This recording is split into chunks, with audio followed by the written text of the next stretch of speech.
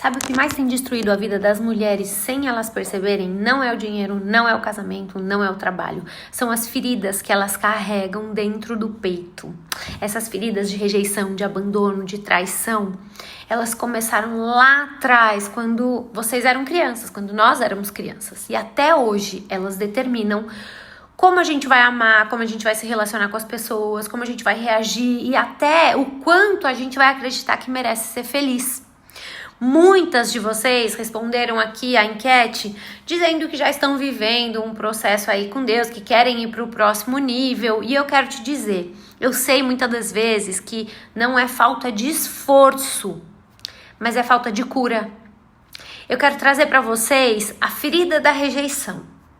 Ela nasce quando uma criança sente que não foi desejada, não foi vista, não foi escolhida. E ela cresce acreditando que precisa se esforçar para ser amada. E aí adivinha o que acontece?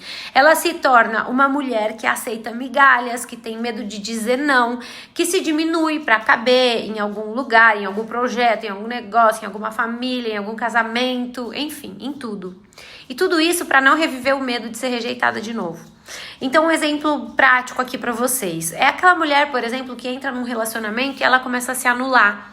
Que no trabalho ela dá tudo que ela tem e ainda assim não é reconhecida. Que ela sente que ela não é reconhecida. Que ajuda todo mundo, mas ninguém ajuda ela.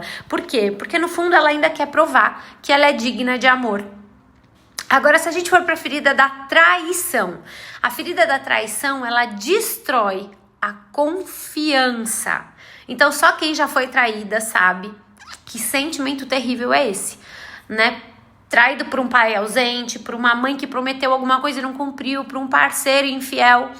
Então, essa ferida, ela traz um peso de desconfiança que acaba contaminando tudo à sua volta. E aí essa mulher vive em alerta o tempo todo. Ela não consegue descansar em nada nem em ninguém. E sabe o que é pior? Ela começa a se trair também. Então ela se trai quando ela finge que tá tudo bem e não tá. Ela se trai quando ela aceita menos do que ela merece. Ela se trai quando Deus chama ela para viver algo novo e ela diz: eu acho que isso aí não é para mim, eu acho que eu não sou capaz. Ela acaba se sabotando. Agora, se a gente for entrar na ferida do abandono, ela é uma das mais profundas. Por quê? Porque a ferida do abandono, ela cria um vazio gigante. E a mulher, ela tenta preencher esse vazio com tudo.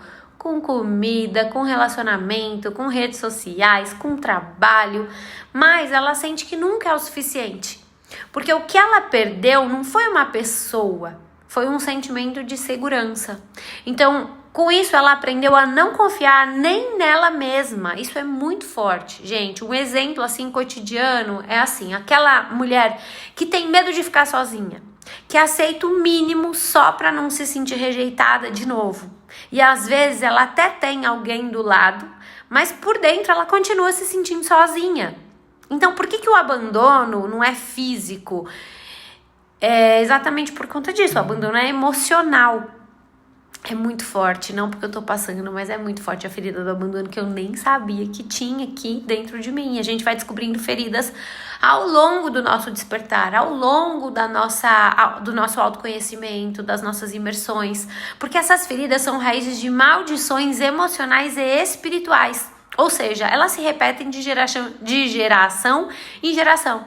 Então, a mãe que foi rejeitada, a filha cresce com medo de não ser suficiente. A avó que foi traída, a neta não confia em ninguém. O pai que abandonou e o ciclo se repete aí nos relacionamentos. E hoje eu tô aqui porque Deus tá me chamando e te chamando para romper com tudo isso, com todos esses ciclos repetitivos, amaldiçoadores na nossa vida.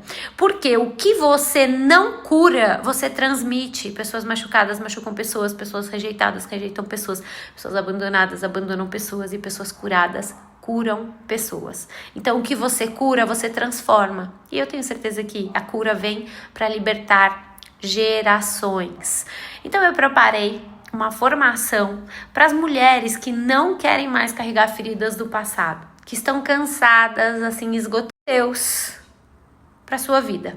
Então, se você sentiu que tudo isso aqui faz sentido para você, fica aqui comigo, porque nos próximos vídeos eu vou te apresentar qual é o caminho que vocês precisam percorrer para romper de uma vez por todas com esse padrão. E lembre-se, a cura começa quando a gente decide parar de fingir que não dói.